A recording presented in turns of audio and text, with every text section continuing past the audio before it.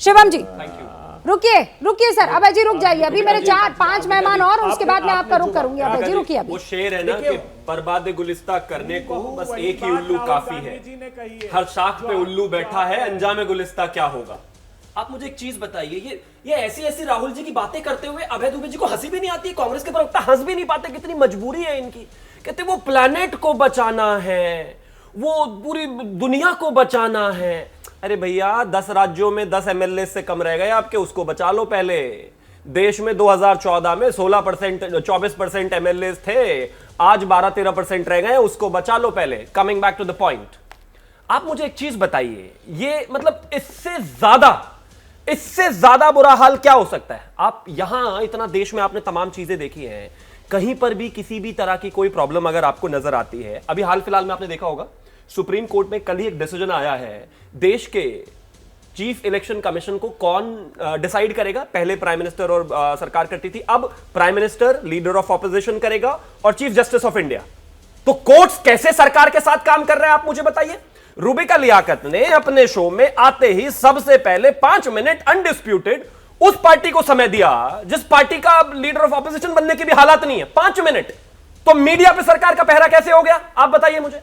ये देश से बाहर जाकर देश का अपमान करना, नरेंद्र मोदी जी जाते हैं पूरी दुनिया में लोगों के पास जाकर, कभी किसी को गीता देते हैं, कभी किसी को भगवान की तस्वीर देते हैं, हाथ जोड़कर सबको आमंत्रित कहते हैं, आइए मेरे देश में आइए, इन्वेस्टमेंट कीजिए, यहां पर पैसा लगाइए, देश की प्रॉस्पेरिटी पर बात कीजिए। कोई इवेंट करना होता है या किसी को बुलाना होता है, किसी हेड ऑफ स्टेट को तमिलनाडु लेकर जाते हैं, उसको बताते हैं तमिल दुनिया की सबसे पुरानी भाषा है। लेकिन बदनाम करने वाले तो है ना देश में। और इससे ज्यादा बुरा हाल क्या होगा? मतलब देश दुनिया में आगे बढ़ रहा है, देश के लोग, देश की सरकार दिन रात, आप भी देश की तारीफ दिन रात करते हैं, तो अभय दुबे को बर्दाश्त नहीं होता। मुझे लगता है इससे ज्यादा बुरा हाल हो नहीं सकता। आपको लड़ाई हो सकती है नरेंद्र मोदी से, तो नेचुरल है, लेकिन यहीं पे गाली शिवम, वो राजनीतिक लड़ाई होनी भी चाहिए, क्यों नहीं होनी चाहिए? हो, मैं तो कहता हूं मुझे कोई दिक्कत नहीं है। हार्ड क्रिटिसिज्म वो करिए, लेकिन उस कैम्ब्रिज के उस हॉल में कितने देश के लोग बैठे होंगे, मैं यही तो लोग बैठे होंगे उस देश में, और वो क्या सोच रहे होंगे इस देश के बारे में। एक तो जफर इस्लाम साहब, आप भी ना मिस्टर इंडिया हो गए हैं, जैसे ही आपके पास सवाल पूछने आते हैं आप एकदम टेक्निकली गायब हो जाते हैं, मिस्टर इंडिया हो जाते हैं जफर इस्लाम साहब।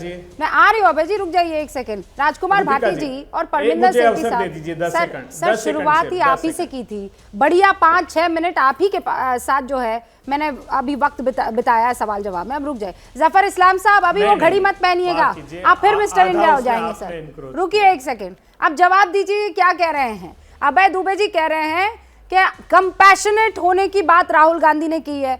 आप लोगों ने ये तो नहीं सुना कि वो देश और दुनिया बचाने के लिए निकले हैं। आप लोगों ने ये तो नहीं सुना कि उन्होंने कहा है कि किसी भी कीमत पर इस ग्लोब को बचाना किसी और की नहीं, हमारी जिम्मेदारी है। देखिए, सबसे ज्यादा कंपैशनेट सरकार आज तक के आजादी के बाद के इतिहास में सबसे ज्यादा कंपैशनेट सरकार यह हमारी सरकार है, जिन्होंने चिंता की है देश के हर लोगों के, हर वर्ग के लोगों के लिए, चाहे वो गरीब हो, चाहे अमीर हो, चाहे किसी वर्ग का हो, किसी जाति का, किसी पूजा पद्धति का, किसी में आस्था रखता हो, लेकिन उसके लिए कंपैशन आदरणीय प्रधानमंत्री जी ने बराबर अपनी सरकार के द्वारा, नीतियों के द्वारा दिया है। अगर ये कहते हैं तो इनको कुछ अपने इतिहास को खंगाल के देखना पड़ेगा कि अपने इतिहास में इन्होंने किया क्या देश की जनता के लिए और देशवासियों के लिए। हमारी प्राथमिकता बिल्कुल साफ है कि हम देश के लिए और देशवासियों के हित में काम करते हैं, ना कोई भेदभाव से, ना किसी से। लेकिन इनको तकलीफ है कि जब से ये सत्ता से बाहर हो गए हैं, तो इनकी मजबूरी है कि सत्ता से बाहर होकर देश पे तो करते हैं तो ठीक है, समझ में आता है, लेकिन विदेश की सरजमीन पर इस्लाम साहब वो ये कह रहे हैं कैम्ब्रिज पर जाकर आप लोग उनका फोन टैप करते हैं, वो कहाँ किससे क्या बातें कर रहे हैं आप लोग सुनते हैं। अरे भाई, आपको अगर ऐसा लगता है तो आप अपना चेक करा लीजिए, लेकिन ऐसी कौन सी आप बात करते हैं जो आपको डर लगता है? नहीं, अगर आप अपने उनकी बात सुन के कोई करेगा क्या? जो कैम्ब्रिज में उन्होंने किया है, भाई ऐसा क्या है? वहाँ क्या यहाँ जाके आप चेक करवा लेते हैं अपना फोन, कैम्ब्रिज में जाके बोलने की क्या जरूरत है? उससे समझ में आता है कि देश को बदनाम करना अब इनकी जो है राजनीति में तो कुछ काम नहीं कर रहे हैं, राजकुमार भाटी जी करने की रिस्पॉन्सिबिलिटी। वही बात देखिए जो मैंने शुरुआत में कही थी, बीजेपी आरोप लगा रही है कि आप जाकर देश को बदनाम करने की कोशिश कर रहे हैं। राहुल गांधी ने कैम्ब्रिज में जो कुछ भी कहा है वो किसी एक नेता को बदनाम करने के लिए नहीं है, उससे आप देश को बदनाम कर रहे हैं। भाटी साहब अब तक की जो डिबेट में रूबिका जी आपने जो डायरेक्शंस दिए हैं उनमें से 4-5 बातें मेरी समझ में आई हैं कि एक तो सबको सरकार की प्रशंसा करनी चाहिए, दूसरे जो हो रहा देश में अच्छा ही अच्छा हो रहा, खराब कुछ हो नहीं रहा है, तीसरे मोदी जी का डंका और वैश्विक स्तर पर बज रहा है, मोदी जी को पूरी दुनिया नेता मान रही है, वो देश के दुनिया के सबसे लोकप्रिय नेता हैं, चौथे विश्व गुरु होने से हम 10-20 मीटर ही दूर हैं, विश्व गुरु होने जा रहे हैं, और जो सरकार की आलोचना करता है, सरकार की कार्यशैली पर प्रश्न उठाता है, वो देशद्रोह है। अब एक तो बात ये समझ में नहीं आती कि जब मोदी जी विदेश में जाके ये कह रहे थे कि मेरे प्रधानमंत्री बनने से पहले इस देश की हालत ये थी कि इस देश में पैदा होने में शर्म आती थी, लोग पैदा होने में शर्माते थे, तो वो क्या देश की बदनामी थी या नहीं थी? वो तो पूरे देश के लिए कह रहे थे कि देश की हालत थी। यहाँ तो केवल एक सरकार की और प्रधानमंत्री की आलोचना की जा रही है। दूसरी बात, आज के युग में जब इंटरनेट का युग है, सोशल मीडिया का युग है, इलेक्ट्रॉनिक मीडिया का युग है, आपका ये शो पता नहीं कितने देशों में देखा जा रहा है। आज जब ग्लोबल विलेज की हम कल्पना कर रहे हैं, दुनिया को ग्लोबल विलेज मान रहे हैं, तब देश में बोला है विदेश में बोला, इसका बहुत ज्यादा महत्व तो है नहीं। आप कहीं भी बोलिए पूरी दुनिया सुनती है। आप रोज देखते होंगे छोटी छोटी गली मोहल्ले में जो बाइट देते हैं नेता, वो भी पूरी दुनिया में फैल जाती हैं।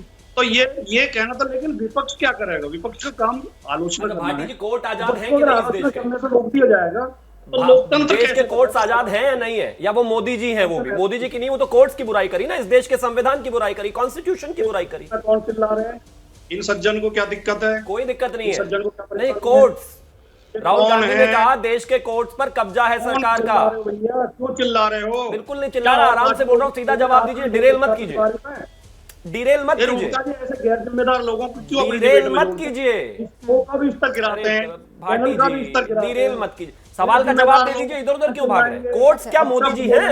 एक सेकंड। जैसे ही घड़ी का काटा दोपहर 2:30 पे आए, बबीता जी का दिल सास बहू साजिश के लिए मचल जाए। और ये है इनकी बहू, पूरे दिन ऑफिस की टेंशन हो जाए गॉन जब ये करें अपना फेवरेट शो फ्री टाइम पे ऑन। इनकी तरह आप भी देखिए अपना फेवरेट शो अपने टाइम पर और डाउनलोड कीजिए एबीपी लाइव ऐप अपने स्मार्ट टीवी पर।